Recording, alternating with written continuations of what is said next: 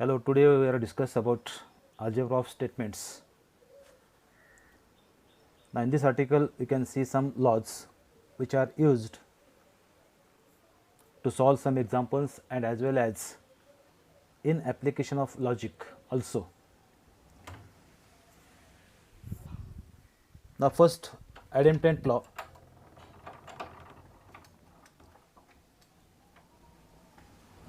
Idempotent law.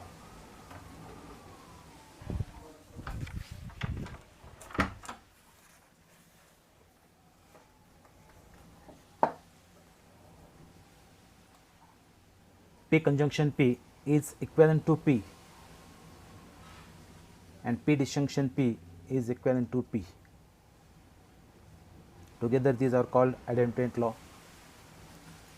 Now second, commutative law, which is P disjunction Q is equivalent to Q disjunction P, and second is P conjunction Q is equivalent to Q conjunction P. These two laws are called commutative law. Now third are associative law. First is P conjunction Q disjunction Q conjunction P conjunction Q conjunction R is equivalent to P conjunction Q conjunction R is also equivalent to P conjunction Q conjunction R. Now second, now this is for conjunction, second for disjunction. Second associative law, P disjunction Q disjunction R is equivalent to P disjunction Q disjunction R is equivalent to P disjunction Q disjunction R. These two are called associative law. Now fourth is distributive law. Now this law is important. P conjunction Q disjunction R is equivalent to P conjunction Q disjunction P conjunction R. Now this is first law of distributive law. Now second is P disjunction Q conjunction R is equivalent to P disjunction Q conjunction P disjunction R. Now next is De Morgan's laws. We have already seen these two laws. First is negation of P conjunction Q is equivalent to negation P disjunction negation Q, and second is negation of P disjunction Q is equivalent to negation P conjunction negation Q. Now next laws are identity law. First, P conjunction T is equivalent to P, second P conjunction F is equivalent to F, P disjunction F is equivalent to P, and P disjunction T is equivalent to T. These are called identity laws. Now next law is complement law. P conjunction negation P is equivalent to F and P disjunction negation P is equivalent to T. Together these are called complement laws. Now next is absorption law. P disjunction P conjunction Q is equivalent to P, and second is P conjunction P disjunction Q is also equivalent to P. Now next, conditional law. P conditional Q is equivalent to negation P disjunction Q. We have already seen this result or this law. And next is biconditional law. This also we can see in last article, that is P biconditional Q is equivalent to P conditional Q conjunction Q conditional P, or it also equivalent to negation P disjunction Q conjunction negation Q disjunction P. By using all these laws, we can solve the following examples. To solve such type of example, we can remember all these laws, otherwise we cannot solve the following examples. Okay.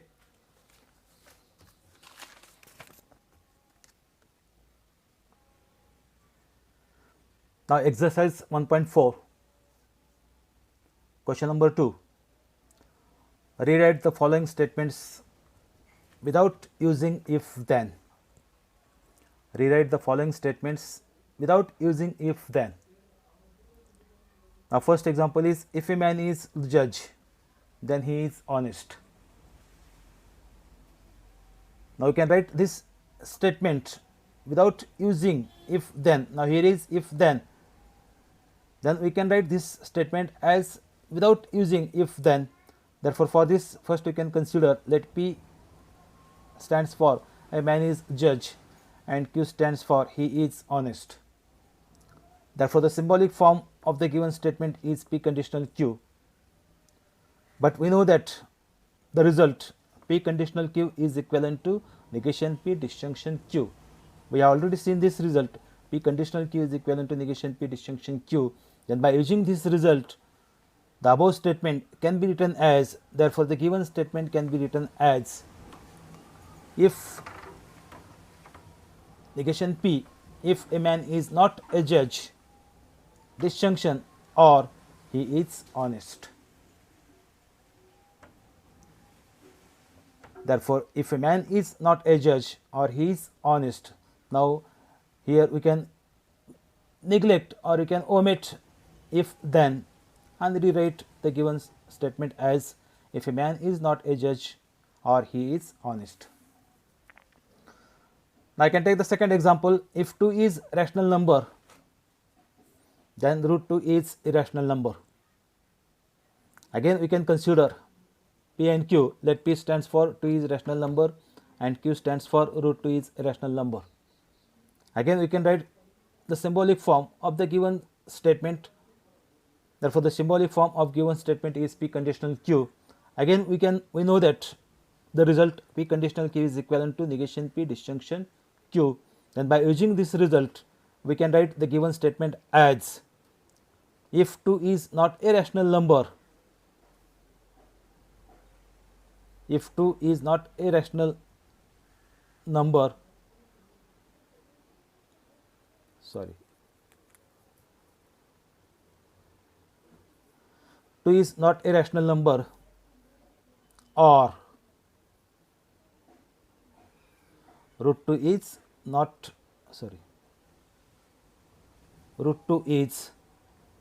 irrational number.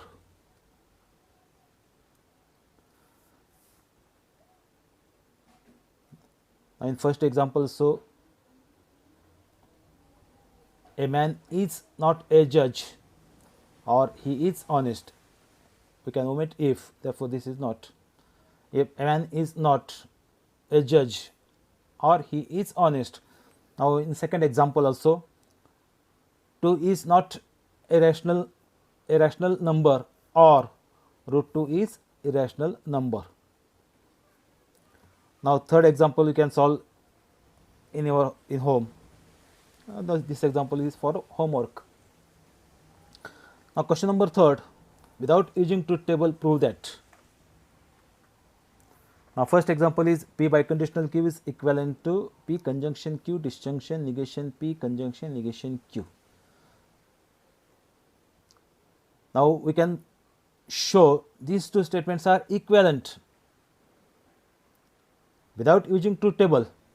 That is, we have to show that these two statements are equivalent by using the above laws. Therefore, first consider its solution is, first consider LHS. Now LHS is P biconditional Q. By using the result, that is the standard result, by using the result P biconditional Q can be written as P conditional Q conjunction Q conditional P. That is equivalent to, again by using the standard result P conditional Q can be written as negation P disjunction Q conjunction again Q conditional P, by using standard result can be written as negation Q disjunction P.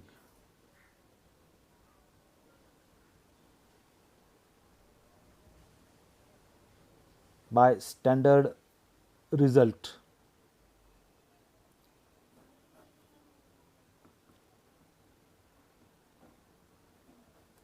Standard result. Okay. That is equivalent to. Now by using distributive law, the above step can be written as negation P conjunction, negation P conjunction, negation Q disjunction P, disjunction Q conjunction negation Q disjunction P by using distributive law. That is equivalent to,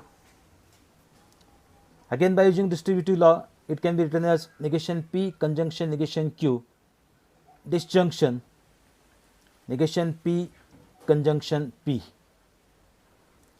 Disjunction as it is, again use distributive law, it can be written as Q conjunction negation Q disjunction Q conjunction P by distributive law. That is equivalent to negation P conjunction negation Q as it is disjunction by using complement law, negation P conjunction P is equivalent to F. Therefore, this bracket can be written as F disjunction. Again by using complement law, Q conjunction negation Q can be written as F. Therefore, first bracket can be written as F disjunction Q conjunction P by complement law.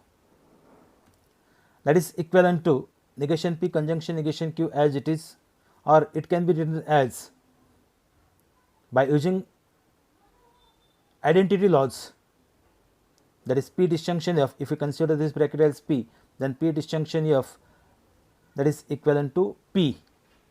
By using identity law, this can be written as, that is negation P conjunction negation Q disjunction as it is.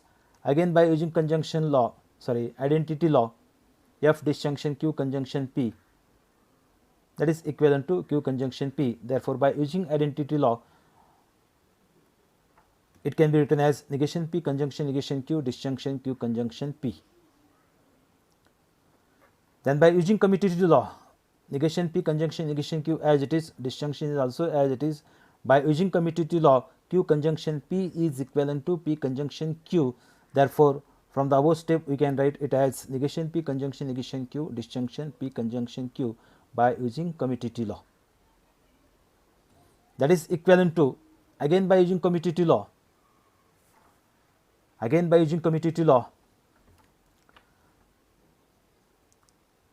that is P conjunction Q disjunction negation P conjunction negation Q.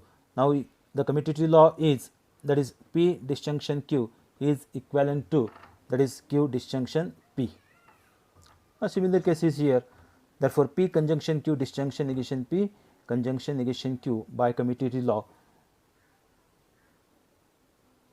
and that is equivalent to RHS, which is our RHS.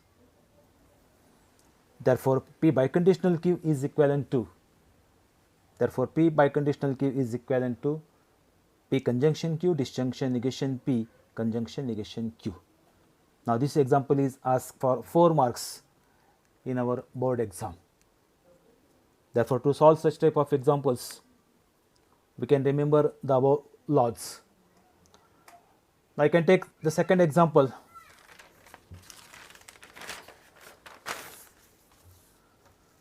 Now, the second example is P disjunction Q conjunction P disjunction negation Q is equivalent to P.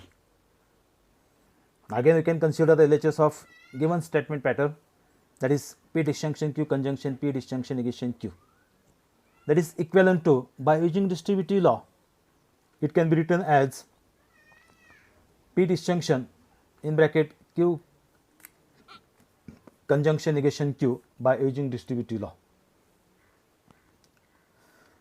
that is equivalent to P disjunction F, again by using complement law, Q conjunction Q, that is equivalent to F. By using complement law, Q conjunction negation Q can be written as F. Therefore, the above step becomes P disjunction F by complement law, and that is equal to P by identity law,